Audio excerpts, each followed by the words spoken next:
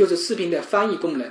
这个功能非常适合经常观看美剧或者其他非中文语言类视频的朋友。如果你的英语水平不是特别好的话，那么使用这个翻译功能就非常的方便了。它可以在线将影片中的这个英文对白字幕翻译成中文字幕，因为 YouTube 具备了非常强大的这种翻译功能，不管视频是什么语言的字幕，它都可以在线翻译成适合你的语言。但是使用这个功能的前提是你所观看的视频开启了这个 CC 字幕。我们现在找一个视频给大家演示一下。我们先点击视频右下方的这个 CC 字幕按钮，视频就会显示对方所上传的这个 CC 字幕。现在它这个视频显示的是英文字幕，我们给它翻译成适合我们的观看字幕。比如说我这边点击设置按钮里面的字幕，然后选择下面的这个自动翻译，它里面几乎涵盖了世界上全部主流的语言。比如这里我选择中文简体，这样视频里就会出现中文字。Overnight, and Dr. Chant will provide details of this. We had 7 cases. 2 of them were from hotel quarantine, and 1 was the guard that was mentioned yesterday, so an additional 4 from community transmission. New South Wales is doing okay, but we need all of us to be vigilant, and I want to thank the 19,500 people that got tested in the last 24 hours. That is really positive. And especially in southwestern and western Sydney, we really need people to come forward and get tested. In the daily brief that I received today, it was noted again that we're concerned about the level of community transmission, which may be actually happening in southwestern and western Sydney, and we really need people in those areas in particular to come forward and get tested. Thank you to those that have. But even with the milder symptoms, if you're from Western Sydney or Southwestern Sydney, please get tested and stay home for 14 days if you're told to do so. It's so important for us to make sure we stay on top of it. Can I also please thank everybody who has taken the health advice in relation to wearing masks.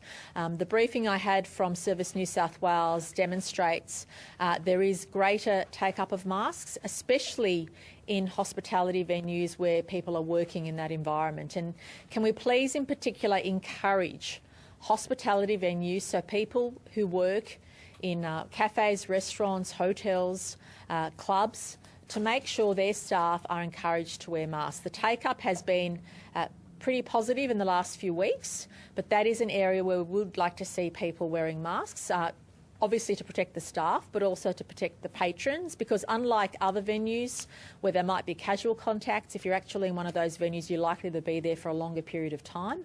And we want to make sure that the staff, but also the patrons, are given every opportunity to protect themselves from the virus spreading, and that is really critical and really important. Again, New South Wales continues to hold the line. We continue to make sure we reduce the spread as much as possible.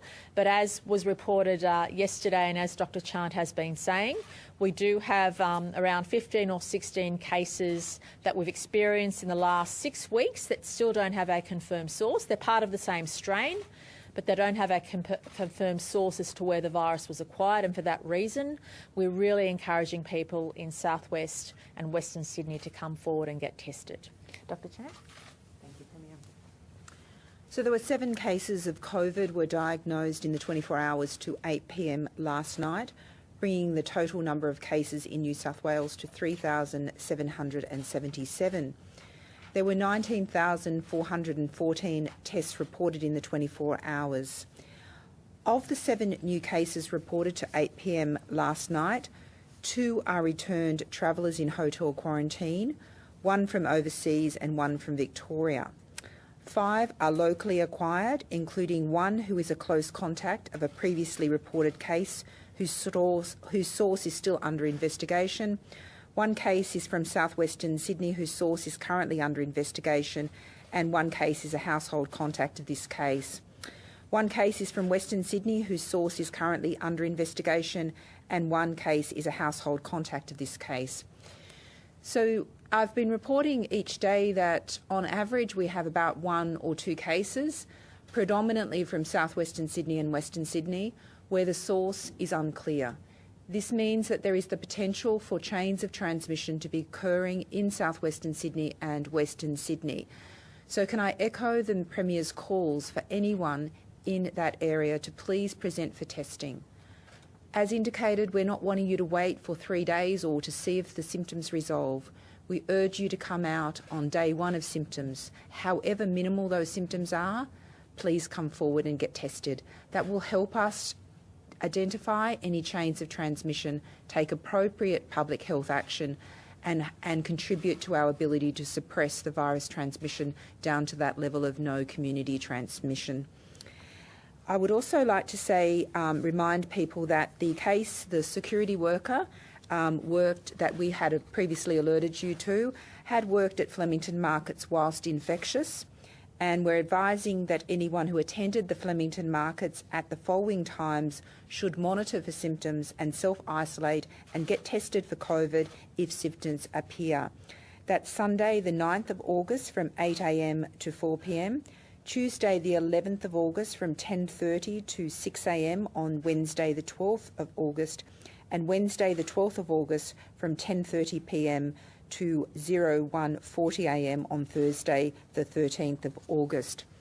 In terms of patients in ICU, we currently have 8 patients in intensive care and 5 are ventilated. 87% of our 115 COVID cases are being treated by New South Wales in non-acute and out-of-hospital care services. So thank you. Questions?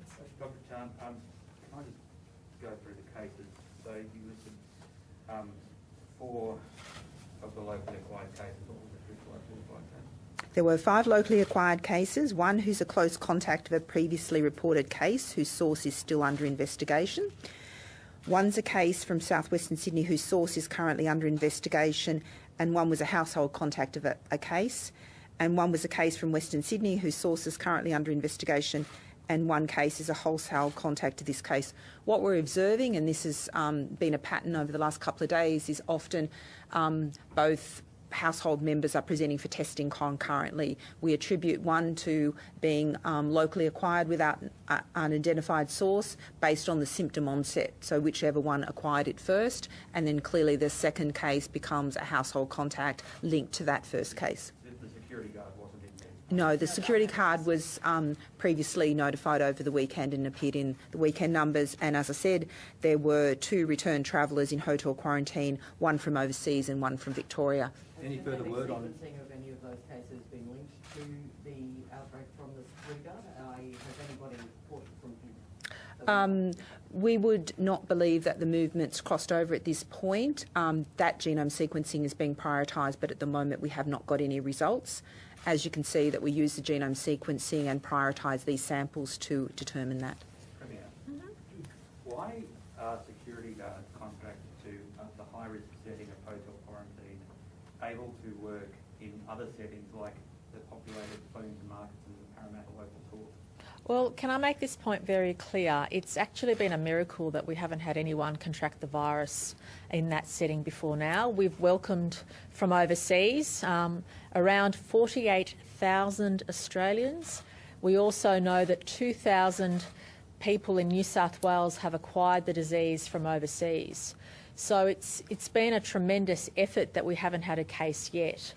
And I'll get Deputy Commissioner Warboys to also comment on this, but we have to accept that whether you're a police officer or anybody else, you are asked to do multiple things, sometimes high risk. You might be a police officer who's working on hotel quarantine one day, you might be on border protection the next day, you might be doing another duty another day. The key message is no matter what job you have, once you feel a symptom, please stay home or get tested and stay home for 14 days. And that's what this guard did. And can I please stress that without divulging too much information, that there's no evidence to suggest this person did the wrong thing at all. They did the right thing at all stages.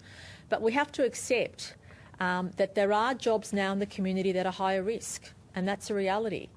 But you also can't say to somebody, if you work in a particular environment, you can't go to a restaurant, you can't go shopping. I mean, all those things, whether you're working or going to any other venues, that is a risk. And that's why the message to everybody is, no matter where you work, no matter what you do, If you have a symptom, get tested, and if you're asked to stay home for 14 days, stay home for 14 days.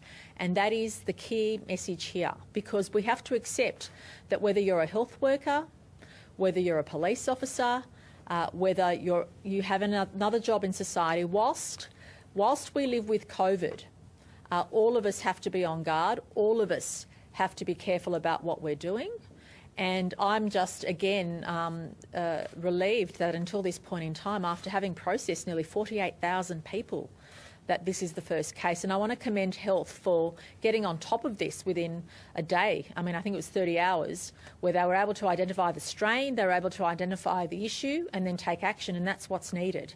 But let's make sure that we approach this virus logically, that we approach it in a positive way in terms of what we need to do. If the health advice changes, we'll obviously take that on board. But all the advice I've received from police and from health says to us that the current settings we have are the right settings, but we also have to accept that these are high-risk activities, that all of us are in high risk. Every time any of us leave the house, especially if we live in southwest and western Sydney, we have to assume we're being exposed to the virus. And we have to make that assumption every day, which is why I'm really, really asking and urging people in southwest and western Sydney to come forward and get tested, because we know the chances of the disease not circulating in those regions is zero. We know